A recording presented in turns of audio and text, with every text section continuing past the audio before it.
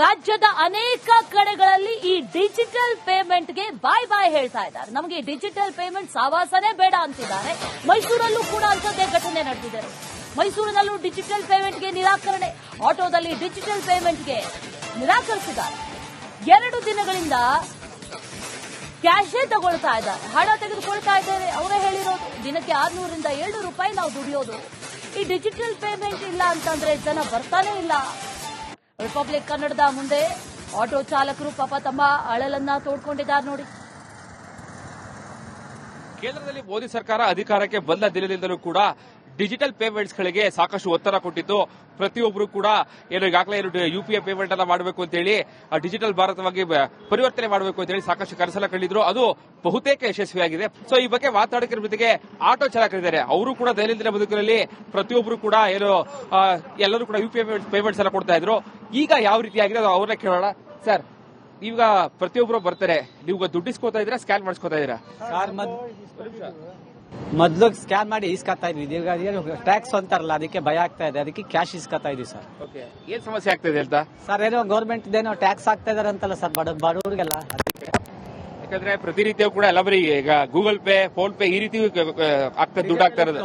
Digital ಇತ್ತು, ಅದರಿಂದ ಈಗ ಏನೋ ಒಂದ್ ಒಳ್ಳೇದ್ ಮಾಡಿದ್ರು. ಈಗ ಇದಕ್ಕಿದ್ದಾಗ ಈಗ ಕೆಟ್ಟದಾಗ್ತಾ ಇದೆ ನಮ್ಗೆ. ಆ ತರದ್ ಬೇಡ ಸರ್ ನಮ್ಗೆ. ನಿಮ್ಗೆ ನೋಟಿಸ್ ಹಿಡಿಸ್ ಕೊಟ್ಟಿದ್ದಾರೆ?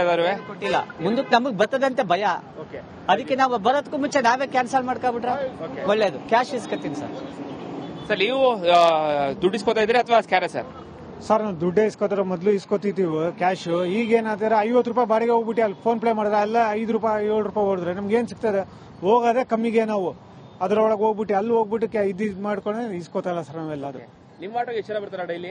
ಸರ್, 15 ರಿಂದ 20 ಜನ ಬರ್ತಾರೆ ಅಷ್ಟೇ ಸರ್. ಅದ್ರೊಳಗೆ ಸ್ಕ್ಯಾನ್ ಇಸ್ಕೋತಾರ ಸರ್. ಮೊದಲು ಇಸ್ಕೋತಿದ್ದೀವಿ 100 ರೂಪಾಯಿ ಬಾಡಿಗೆ ಹೋಗ್ಬಿಟ್ಟು ಅಲ್ಲ 10 ರೂಪಾಯಿ ಹೋಗ್ಬಿಟ್ರೆ ಏನ್ ಸಿಗ್ತದೆ? ಗ್ಯಾಸ್ ದುಡ್ಡು ಎಲ್ಲ ಕಟ್ ಮಾಡಿಬಿಟ್ಟು ಕಲೆಕ್ಷನ್ ಕಾಸು ಕಟ್ಟಬೇಕು, ಎಲ್ಲ ಕಟ್ಟಬೇಕು, ಲೋನ್ ಕಟ್ಟಬೇಕು ಇರ್ತದೆ. ಎಲ್ಲಿಂದ ಮಾಡೋದು ಆಗಲ್ಲ. ಅದು ಡೈಲಿ ಅವ್ರು ಕಟ್ಟಬೇಕು, ಇವ್ರು ಕಟ್ಟಬೇಕು, ಆಗಲ್ಲ ಅದು. ಅದು ಡೈಲಿ ಎಷ್ಟು ಸಂಪಾದನೆ ಮಾಡ್ತೀವಿ ಸರ್ ಆಟೋ ಇದ್ರೆ? ಸರ್, ಬಿಸ್ನೆಸ್ ನಡೆದ್ರೆ 600-700 ರೂಪಾಯಿ ಹೊಡಿತೀವಿ. ಅದ್ರೊಳಗೆ ಲೋನ್ ಕಾಸು ಇರ್ಬೇಕು, ಗಾಡಿ ಕಲೆಕ್ಷನ್ ಕಾಸು ಕೊಡಬೇಕು, ಊಟ ತಿಂಡಿಗೆಲ್ಲ ಹೊಂಟೋಗ್ಬಿಟ್ರೆ 300-400 ರೂಪಾಯಿ ಹೊಡಿತಾರೆ ಸರ್ ಅಷ್ಟೇ. ಎಲ್ಲವೂ ಕೂಡ ಡಿಜಿಟಲ್. ಯಾರು ಕ್ಯಾಶ್ ಕೊಡಲ್ಲ? ಕ್ಯಾಶ್ ಕೊಡ್ತಾ ಇಲ್ಲ ಸರ್. ಎಷ್ಟು ಸ್ಕ್ಯಾನ್ ತಗೊಳ್ಳಲ್ಲ, ನಾವು ದುಡ್ಡು ಕೊಡಿ ದುಡ್ಡು ಕೊಡ್ತಾ ಇದಾರೆ ಕಸ್ಟಮರ್ಸ್?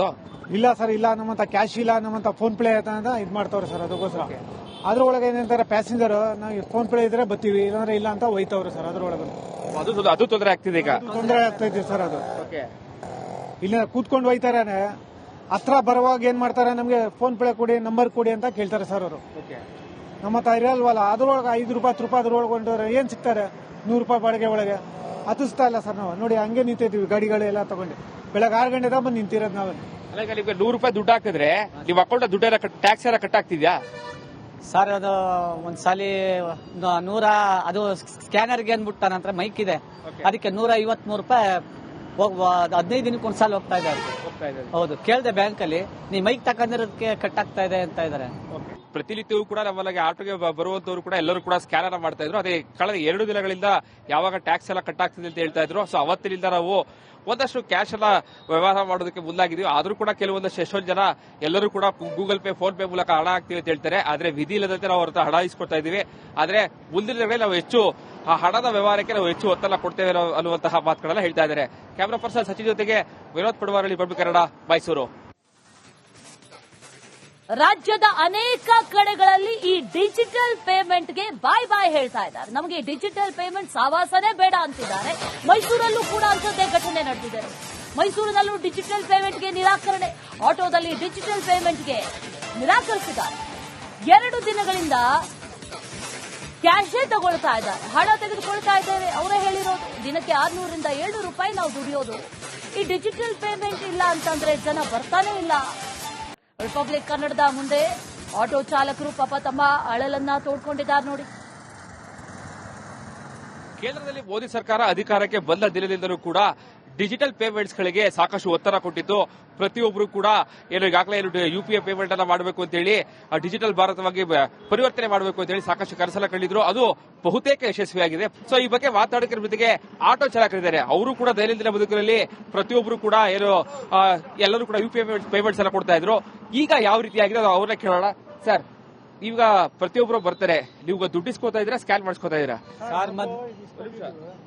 ಮೊದ್ಲು ಸ್ಕ್ಯಾನ್ ಮಾಡಿ ಇಸ್ಕೊತಾ ಇದ್ವಿ, ಈಗ ಟ್ಯಾಕ್ಸ್ ಅಂತಾರಲ್ಲ ಅದಕ್ಕೆ ಭಯ ಆಗ್ತಾ ಇದೆ, ಅದಕ್ಕೆ ಕ್ಯಾಶ್ ಇಸ್ಕೊತಾ ಇದೀವಿ ಸರ್. ಏನ್ ಸಮಸ್ಯೆ ಆಗ್ತಾ ಇದೆ ಅಂತ ಸರ್ ಏನೋ ಗೌರ್ಮೆಂಟ್ ಏನೋ ಟ್ಯಾಕ್ಸ್ ಆಗ್ತಾ ಇದಾರೆ ಅಂತಲ್ಲ ಸರ್ ಬಡವರಿಗೆಲ್ಲ. ಯಾಕಂದ್ರೆ ಪ್ರತಿನಿತ್ಯ ಕೂಡ ಎಲ್ಲ ಬರೀ ಈಗ ಗೂಗಲ್ ಪೇ, ಫೋನ್ ಪೇ ಈ ರೀತಿ ಆಗ್ತದೆ, ದುಡ್ಡು ಆಗ್ತಾ ಇರೋದು. ಡಿಜಿಟಲ್ ಇತ್ತು, ಅದರಿಂದ ಈಗ ಏನೋ ಒಂದ್ ಒಳ್ಳೇದ್ ಮಾಡಿದ್ರು.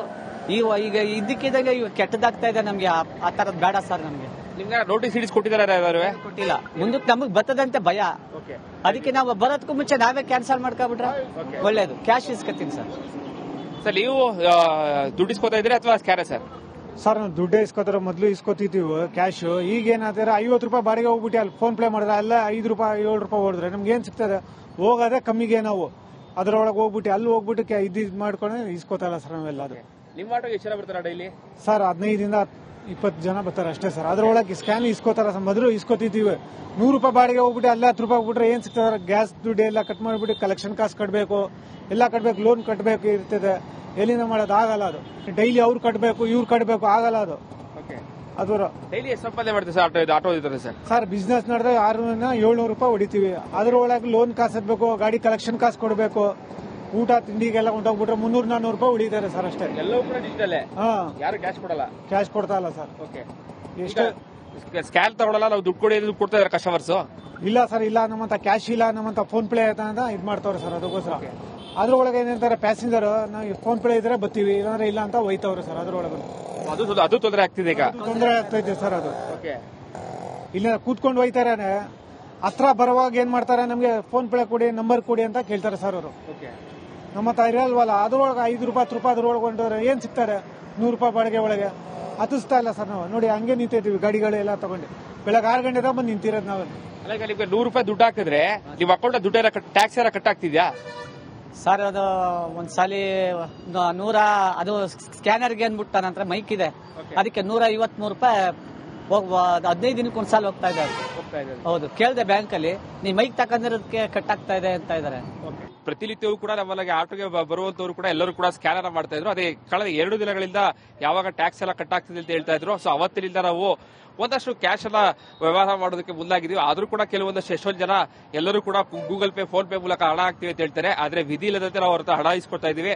ಆದ್ರೆ ಮುಂದಿನ ದಿನಗಳಲ್ಲಿ ನಾವು ಹೆಚ್ಚು ಆ ಹಣದ ವ್ಯವಹಾರಕ್ಕೆ ನಾವು ಹೆಚ್ಚು ಒತ್ತಡ ಕೊಡ್ತೇವೆ ಅನ್ನುವಂತಹ ಮಾತುಗಳೆಲ್ಲ ಹೇಳ್ತಾ ಇದ್ದಾರೆ. ಕ್ಯಾಮರಾ ಪರ್ಸನ್ ಸಚಿನ್ ಜೊತೆಗೆ ವಿನೋದ್ ಪಡವಾರಳ್ಳಿ, ಪಬ್ಲಿಕ್ ಕನ್ನಡ, ಮೈಸೂರು. ರಾಜ್ಯದ ಅನೇಕ ಕಡೆಗಳಲ್ಲಿ ಈ ಡಿಜಿಟಲ್ ಪೇಮೆಂಟ್ಗೆ ಬಾಯ್ ಬಾಯ್ ಹೇಳ್ತಾ ಇದ್ದಾರೆ. ನಮಗೆ ಡಿಜಿಟಲ್ ಪೇಮೆಂಟ್ ಸಾವಾಸನೇ ಬೇಡ ಅಂತಿದ್ದಾರೆ. ಮೈಸೂರಲ್ಲೂ ಕೂಡ ಅಂಥದ್ದೇ ಘಟನೆ ನಡೆದಿದೆ. ಮೈಸೂರಿನಲ್ಲೂ ಡಿಜಿಟಲ್ ಪೇಮೆಂಟ್ಗೆ ನಿರಾಕರಣೆ, ಆಟೋದಲ್ಲಿ ಡಿಜಿಟಲ್ ಪೇಮೆಂಟ್ಗೆ ನಿರಾಕರಿಸಿದ್ದಾರೆ. 2 ದಿನಗಳಿಂದ ಕ್ಯಾಶೇ ತಗೊಳ್ತಾ ಇದ್ದಾರೆ, ಹಣ ತೆಗೆದುಕೊಳ್ತಾ ಇದ್ದೇವೆ. ಅವರೇ ಹೇಳಿರೋದು ದಿನಕ್ಕೆ 600ರಿಂದ 700 ರೂಪಾಯಿ ನಾವು ದುಡಿಯೋದು. ಈ ಡಿಜಿಟಲ್ ಪೇಮೆಂಟ್ ಇಲ್ಲ ಅಂತಂದ್ರೆ ಜನ ಬರ್ತಾನೆ ಇಲ್ಲ. ರಿಪಬ್ಲಿಕ್ ಕನ್ನಡದ ಮುಂದೆ ಆಟೋ ಚಾಲಕರು ಪಾಪ ತಮ್ಮ ಅಳಲನ್ನ ತೋಡ್ಕೊಂಡಿದ್ದಾರೆ ನೋಡಿ. ಕೇಂದ್ರದಲ್ಲಿ ಮೋದಿ ಸರ್ಕಾರ ಅಧಿಕಾರಕ್ಕೆ ಬಂದ ದಿನದಿಂದಲೂ ಕೂಡ ಡಿಜಿಟಲ್ ಪೇಮೆಂಟ್ಸ್ ಗಳಿಗೆ ಸಾಕಷ್ಟು ಒತ್ತಡ ಕೊಟ್ಟಿದ್ದು. ಪ್ರತಿಯೊಬ್ಬರು ಕೂಡ ಈಗಾಗಲೇ ಯುಪಿಐ ಪೇಮೆಂಟ್ ಅನ್ನ ಮಾಡಬೇಕು ಅಂತ ಹೇಳಿ ಡಿಜಿಟಲ್ ಭಾರತವಾಗಿ ಪರಿವರ್ತನೆ ಮಾಡಬೇಕು ಅಂತ ಹೇಳಿ ಸಾಕಷ್ಟು ಕನಸನ್ನ ಕಂಡಿದ್ರು. ಅದು ಬಹುತೇಕ ಯಶಸ್ವಿಯಾಗಿದೆ. ಸೊ ಈ ಬಗ್ಗೆ ಮಾತಾಡೋದ್ರ ಜೊತೆಗೆ ಆಟೋ ಚಾಲಕರಿದ್ದಾರೆ, ಅವರು ಕೂಡ ದೈನಂದಿನ ಬದುಕಿನಲ್ಲಿ ಪ್ರತಿಯೊಬ್ಬರು ಕೂಡ ಎಲ್ಲರೂ ಕೂಡ ಯುಪಿಐ ಪೇಮೆಂಟ್ಸ್ ಎಲ್ಲ ಕೊಡ್ತಾ ಇದ್ರು. ಈಗ ಯಾವ ರೀತಿ ಆಗಿದೆ ಅವ್ರನ್ನ ಕೇಳೋಣ. ಸರ್, ಈಗ ಪ್ರತಿಯೊಬ್ಬರು ಬರ್ತಾರೆ, ನೀವು ದುಡ್ಡು ಇಸ್ಕೋತಾ ಇದ್ದೀರಾ, ಸ್ಕ್ಯಾನ್ ಮಾಡಿಸ್ಕೋತಾ ಇದ್ದೀರಾ? ಮೊದ್ಲು ಸ್ಕ್ಯಾನ್ ಮಾಡಿ ಇಸ್ಕೊತಾ ಇದ್ವಿ, ಈಗ ಟ್ಯಾಕ್ಸ್ ಅಂತಾರಲ್ಲ ಅದಕ್ಕೆ ಭಯ ಆಗ್ತಾ ಇದೆ, ಅದಕ್ಕೆ ಕ್ಯಾಶ್ ಇಸ್ಕೊತಾ ಇದೀವಿ ಸರ್. ಏನ್ ಸಮಸ್ಯೆ ಆಗ್ತಿದೆ ಅಂತ ಸರ್? ಏನೋ ಗೌರ್ಮೆಂಟ್ ಏನೋ ಟ್ಯಾಕ್ಸ್ ಆಗ್ತಾ ಇದಾರೆ ಅಂತಲ್ಲ ಸರ್ ಬಡವರಿಗೆಲ್ಲ. ಯಾಕಂದ್ರೆ ಪ್ರತಿನಿತ್ಯ ಕೂಡ ಎಲ್ಲ ಬರೀ ಈಗ ಗೂಗಲ್ ಪೇ, ಫೋನ್ ಪೇ ಈ ರೀತಿ ಆಗ್ತದೆ, ದುಡ್ಡು ಆಗ್ತಾ ಇರೋದು. ಡಿಜಿಟಲ್ ಇತ್ತು, ಅದರಿಂದ ಈಗ ಏನೋ ಒಂದ್ ಒಳ್ಳೇದ್ ಮಾಡಿದ್ರು. ಈಗ ಇದಕ್ಕಿದ್ದಾಗ ಈಗ ಕೆಟ್ಟದಾಗ್ತಾ ಇದೆ ನಮ್ಗೆ. ಆ ತರದ್ ಬೇಡ ಸರ್ ನಮ್ಗೆ. ನಿಮ್ಗೆ ನೋಟಿಸ್ ಇಡಿಸ್ ಕೊಟ್ಟಿದ್ದಾರೆ? ಕೊಟ್ಟಿಲ್ಲ. ಮುಂದಕ್ಕೆ ನಮಗ್ ಬರ್ತದಂತೆ ಭಯ, ಅದಕ್ಕೆ ನಾವು ಬರೋದಕ್ಕೂ ಮುಂಚೆ ನಾವೇ ಕ್ಯಾನ್ಸಲ್ ಮಾಡ್ಕೊಬಿಟ್ರೆ ಒಳ್ಳೇದು. Cash ಇಸ್ಕೊತೀನಿ sir. ಸರ್ ನೀವು ದುಡ್ಡು ಇಸ್ಕೋತಾ ಇದ್ರೆ ಅಥವಾ ಸ್ಕ್ಯಾನರ್ ಸರ್? ಸರ್ ನಾವು ದುಡ್ಡೇ ಇಸ್ಕೋತಾರ, ಮೊದಲು ಇಸ್ಕೊತಿದ್ದೀವಿ ಕ್ಯಾಶ್. ಈಗ ಏನಾದ್ರೆ 50 ರೂಪಾಯಿ ಬಾಡಿಗೆ ಹೋಗ್ಬಿಟ್ಟು ಅಲ್ಲಿ ಫೋನ್ ಪೇ ಮಾಡಿದ್ರೆ ಅಲ್ಲ 5 ರೂಪಾಯಿ 7 ರೂಪಾಯಿ ಹೊಡೆದ್ರೆ ನಮ್ಗೆ ಏನ್ ಸಿಗ್ತದೆ?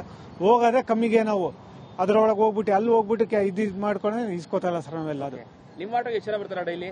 ಸರ್ 15 ಇಂದ 20 ಜನ ಬರ್ತಾರೆ ಅಷ್ಟೇ ಸರ್. ಅದ್ರೊಳಗೆ ಸ್ಕ್ಯಾನ್ ಇಸ್ಕೋತಾರ ಸರ್. ಮೊದಲು ಇಸ್ಕೊತಿದ್ದೀವಿ 100 ರೂಪಾಯಿ ಬಾಡಿಗೆ ಹೋಗ್ಬಿಟ್ಟು ಅಲ್ಲ 10 ರೂಪಾಯಿ ಬಿಟ್ರೆ ಏನ್ ಸಿಗ್ತದೆ? ಗ್ಯಾಸ್ ದುಡ್ಡು ಎಲ್ಲ ಕಟ್ ಮಾಡಿಬಿಟ್ಟು ಕಲೆಕ್ಷನ್ ಕಾಸು ಕಟ್ಟಬೇಕು, ಎಲ್ಲ ಕಟ್ಟಬೇಕು, ಲೋನ್ ಕಟ್ಟಬೇಕು ಇರ್ತದೆ.